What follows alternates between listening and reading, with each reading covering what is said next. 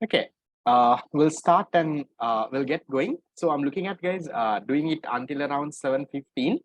So during the break, I just copied and pasted things from my tute so we can go a little bit more faster, right? So we'll try and finish the 2015. There is one question, and in 2016 there are two questions. So some questions have been repeated. There is the same question over and over again. Those questions we can skip and move on.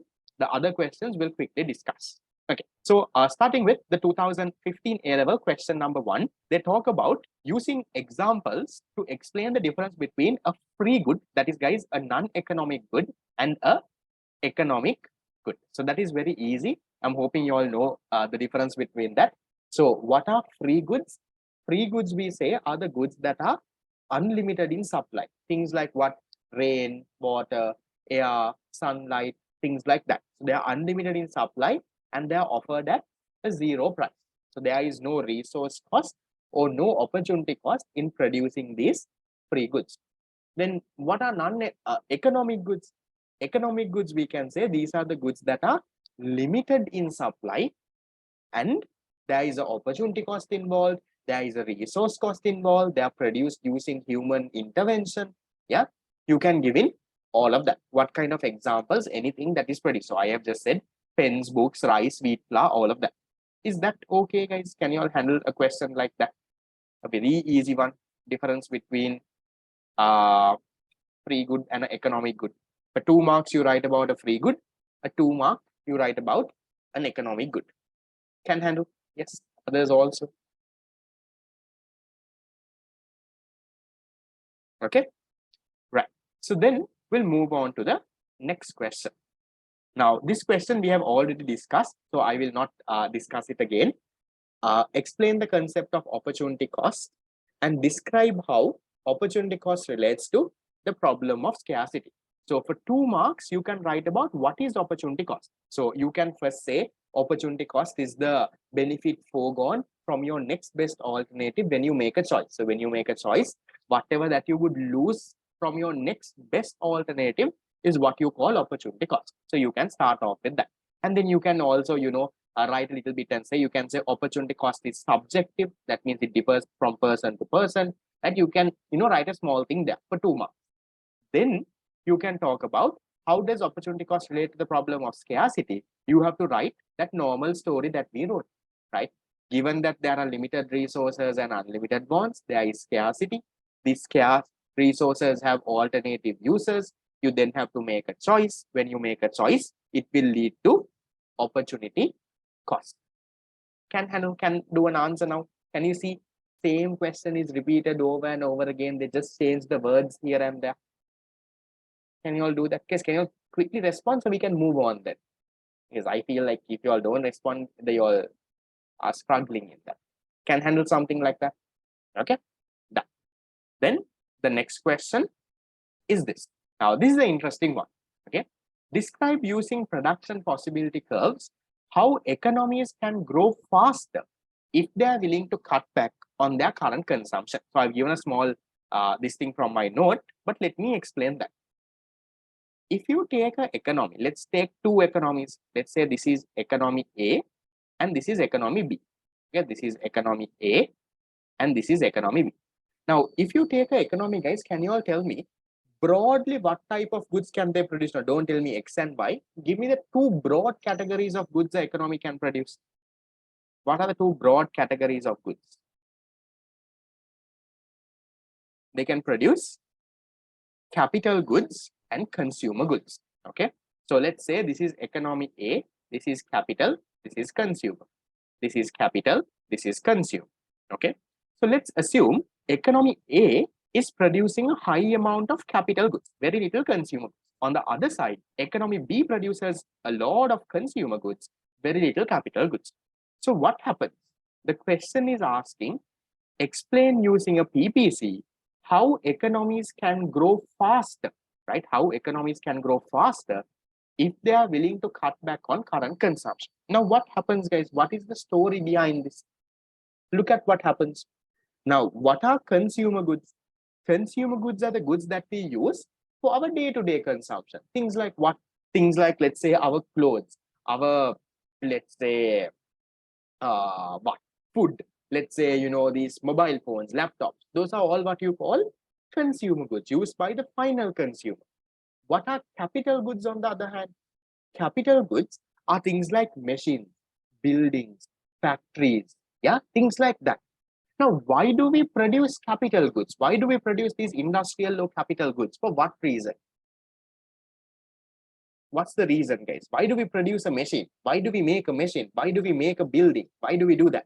We do those things so that those goods can produce more goods in the future, no? Now, why do you make a machine?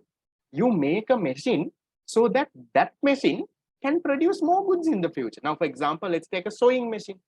Why do you make a sewing machine? You make a sewing machine so that that sewing machine can produce clothes in the future. So consumer goods you produce, you consume, it's over. Capital goods, when you produce them, they are able to produce more goods in the future, right? The capital stock in the economy increases. So then see, guys, if you take an economy, okay, now let's take these two economies, okay?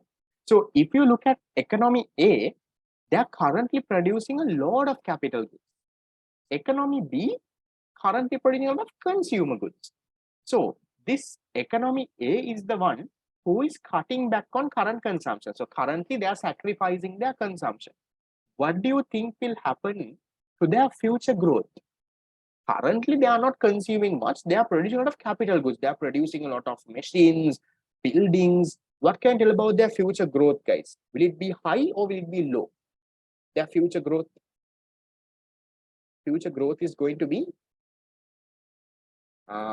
future growth is going to be very high, right? Why? Because currently, see, they are cutting back on consumption. They are not producing consumer goods. What are they producing?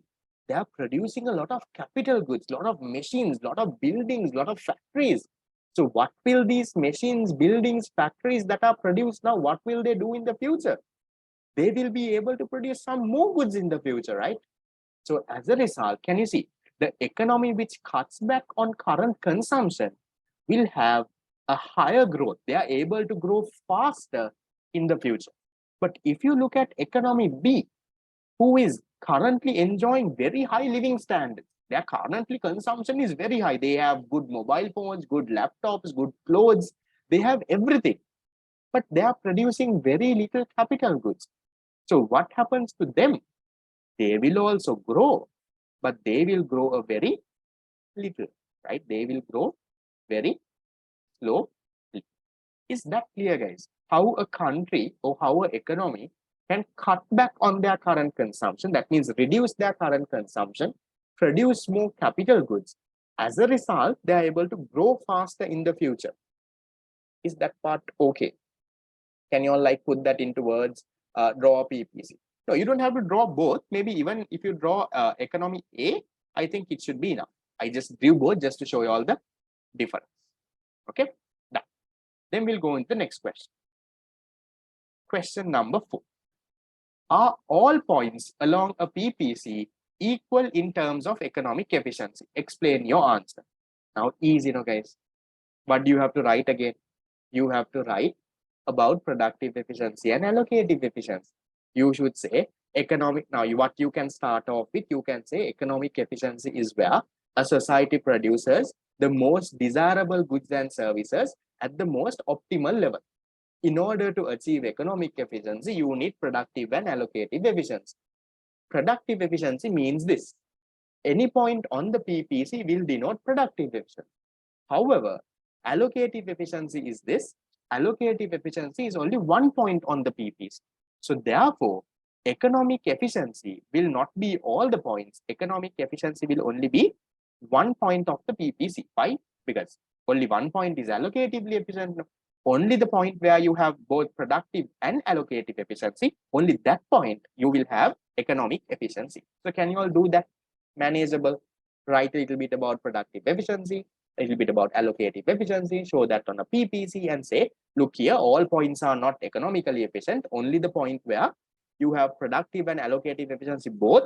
So only one point is economically efficient. So now that you all have to practice, guys, right?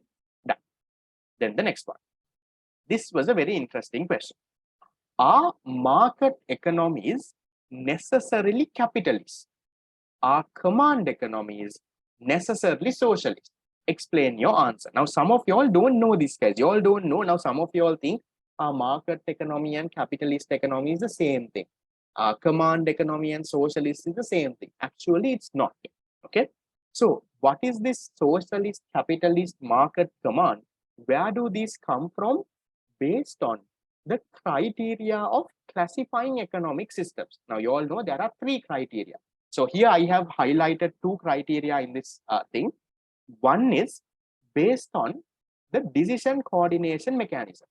So if an economic system answers the basic economic problems based on price mechanism, we call it a market economic system. If they answer it using the planning mechanism, we call it a command economic system. That is how market and command comes. Based on what? The decision coordination mechanism. Then, based on this, based on the ownership of resources, if the resources in an economy are owned by the private sector, then we call this a capitalist economic system. If the resources are owned by the private sector, we call it a capitalist economic system. If the resources are owned by the government, we call this a socialist economic system. So now they are asking, in the question they are asking, are market economies necessarily capitalist? That means they are asking, should all market economies necessarily be capitalist? They are asking, that means every economy that is using price mechanism, should they also have private ownership of resources? Should they necessarily have this? The answer, guys, is no. Answer is no. Usually, yes. Usually, if a market economy that uses price mechanism will have private sector ownership. Usually, yes. Necessarily, that's the word that they are using in the question here. They are asking necessarily. That means, should a market economy definitely be a capitalist also? No.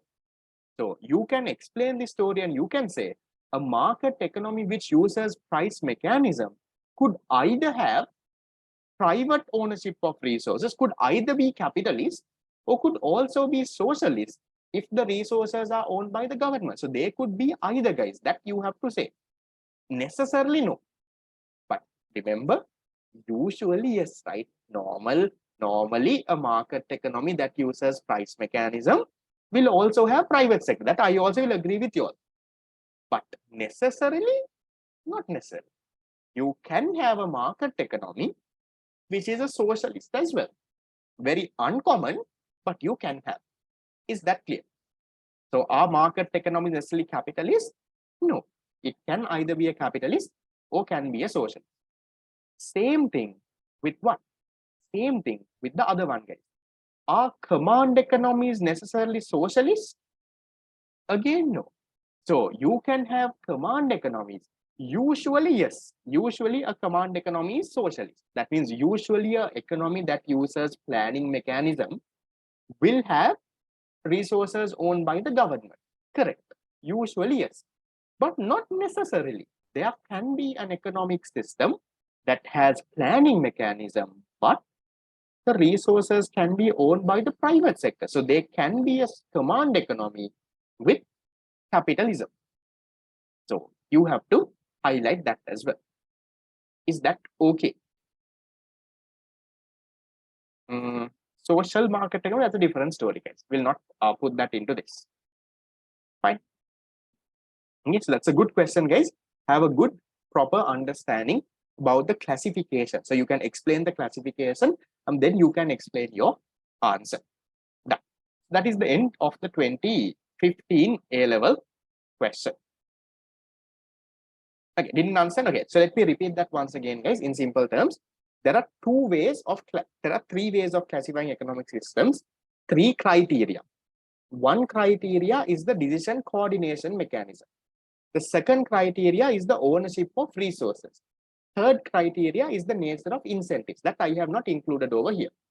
So according to decision coordination mechanism, there are two coordination mechanisms. One is price mechanism, the other one is planning mechanism. So an economy that uses price mechanism, we classify it as a market economy. An economy that uses planning mechanism, we classify that as a command economy. That's the first criteria. The second criteria is the ownership of resources. So in an economy, if the resources are owned by the private sector, we call it a capitalist economy. If the resources are owned by the government, we call it a socialist economy. So in our question, they are asking, should a market economy necessarily be capitalist? That means, should an economy that is using price mechanism, right, that is a market economy, should they definitely be, necessarily be a capitalist economy? Answer is no. Usually, yes, a market economy is a capitalist economy, correct. But necessarily no. So you should say a market economic system could either be a capitalist or socialist. In a market economy, there could be instances where the resources can be owned by the private sector, then it's a capitalist. Or there could be instances where they have government ownership, which is a socialist. Same thing with a command economy. Are command economies necessarily socialist? Again, no. There could be command economies. That means there could be economies that are using the planning mechanism, but they have private sector ownership. Or they could have government ownership. So not necessarily that. That is what you have to highlight, guys. So go through your note again, right? It will definitely make sense once you all go through this properly. Is that okay? Fine. Any other question? Okay, done. Okay, that's the end of this. Yes, private property ownership is one of the main characteristics of a market. That's why I said. So that's why I said market economy usually is a capitalist. That's why I said a market economy will usually have private sector ownership. That I also agree with you. But it doesn't have to always be that. There can be a market economy that uses price mechanism who has resources owned by the government. That can happen. That's a small exception that can happen. Now, this is like this, guys. Now, for example, if I say, okay, if I say, okay, if I say, okay, the law of demand should necessarily be negative. Yes or no? Law of demand should necessarily be negative. Oh, let's say, okay, not law of demand. Let's say the relationship between price and quantity demanded should necessarily be negative. No, right? Usually negative. Usual relationship between price and quantity demand negative. Agreed. But there are situations, no? See, given goods, web-learn goods, right? These the things that you buy for show off and all. So those kind of goods, you have a positive relationship. Same thing here, guys. So usually price and quantity demand has a negative relationship. But does it necessarily have to have a negative relationship? That means always have to have one? No. There can be exceptions as well. Same thing. That same kind of logic. Okay.